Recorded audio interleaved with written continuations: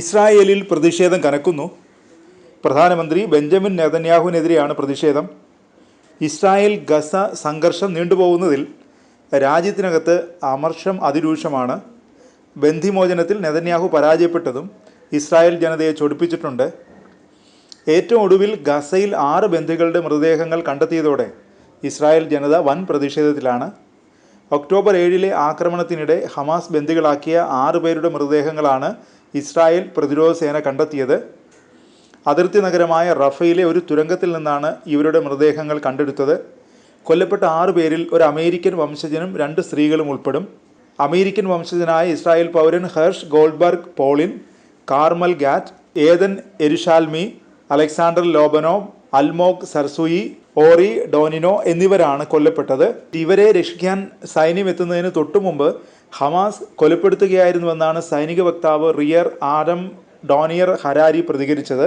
Israel നടത്തിയ സൈനിക ആക്രമണത്തിലാണ് ഇവർ കൊല്ലപ്പെട്ടതെന്ന് ഹമാസ് നേതാവ് ഇസത്ത് അൽ റിഷേഖ് പ്രതികരിച്ചു. ബന്ദികളുടെ മരണത്തിൽ 11 മാസമായി ഗസയിൽ കൂട്ടക്കുരുതി നടത്തുന്ന ഇസ്രായേലിന് നിരുപാധിക പിന്തുണ നൽകുന്ന അമേരിക്കയ്ക്കും പങ്കുണ്ടെന്നും അൽ റിഷേഖ് ആരോപിച്ചു. ഒക്ടോബർ 7 തെക്കൻ ഇസ്രായേലിൽ നടന്ന സംഗീത നിശയ്ക്കിടയിൽ വെച്ചാണ് ഇവരെ അടക്കം 250 പേരെ ഹമാസ് ബന്ദികളാക്കിയത്. എന്നാൽ കാർമൽ ഗാട്ടിനെ ബേറിയിലെ ഒരു കാർഷിക മേഖലയിൽ നിന്നാണ് തട്ടിക്കൊണ്ടുപോയത്. അമേരിക്കൻ വംശജനായ ഗോൾഡ്ബർഗ് പോളിൻ്റെ മരണം US പ്രസിഡന്റ് ജോ ബൈഡൻ സ്ഥിരീകരിച്ചിട്ടുണ്ട്. എന്നാൽ ഹമാസ് വെടിനിർത്തൽ ആഗ്രഹിക്കുന്നില്ലെന്നും അതിനാലാണ് അവർ ബന്ദികളെ കൊലപ്പെടുത്തിയതെന്നുമാണ് ഈ വിഷയത്തിൽ പ്രധാനമന്ത്രി ബെഞ്ചമിൻ നെതന്യാഹു പ്രതികരിച്ചത്.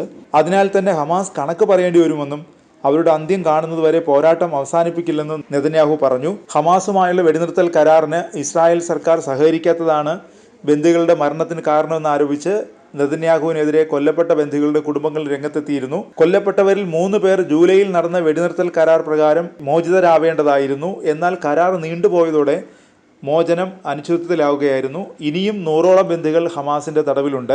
അതിനിടയിലാണ് ഇസ്രായേലിൽ നെതന്യാഹുവിന്റെ നില കൂടുതൽ പരിങ്ങലിലാകുന്നുവെന്ന റിപ്പോർട്ടുകൾ വരുന്നത്. രാജ്യത്ത് പ്രധാനമന്ത്രിക്കെതിരെ കനത്ത പ്രതിഷേധം ഉയരുന്നതിനിടെ നെതന്യാഹുവിന്റെ ഒരു പൊതുപരിപാടി ക്യാൻസൽ ചെയ്തു. ജെറുസലേമിലെ ഗുവാത്തിമല എലിമെന്ററി സ്കൂളിലെ പ്രോഗ്രാമിൽ നിന്നാണ് നെതന്യാഹു ഒഴിവായത്. പ്രധാനമന്ത്രിയുടെ ഓഫീസാണ് ഇക്കാര്യം അറിയിച്ചത്. ഇസ്രായേൽ ഗാസ യുദ്ധം അനന്തമായി തുടരുന്നതിനൊപ്പം ഇസ്രായേലിനെതിരെ ഹിസ്ബുള്ളയും ഹൂതികളും ശക്തമായ ആക്രമണമാണ് നടത്തുന്നത്. ഇസ്രായേലിനുള്ളിൽ തന്നെ അടുത്ത കാലത്തായി ആക്രമണങ്ങൾ വർദ്ധിച്ചു. ഇത് ജനങ്ങളിൽ പ്രതിഷേധവും നെതന്യാഹുവിനെതിരായ അമർഷവുമായി പുകയുകയാണ്. അധികനാൾ നെതന്യാഹുവിന് പിടിച്ചു നിൽക്കാനാവില്ല എന്നാണ് വിവരം. എന്നാൽ യുദ്ധം അവസാനിപ്പിച്ചാൽ അത് നെതന്യാഹുവിൻ്റെ നിലനിൽപ്പിനെ പോലും ബാധിക്കും. അതുകൊണ്ടാണ് ഗസ അധിനിവേശവുമായി നെതന്യാഹു മുന്നോട്ട് പോകുന്നതെന്നാണ് വിലയിരുത്തൽ.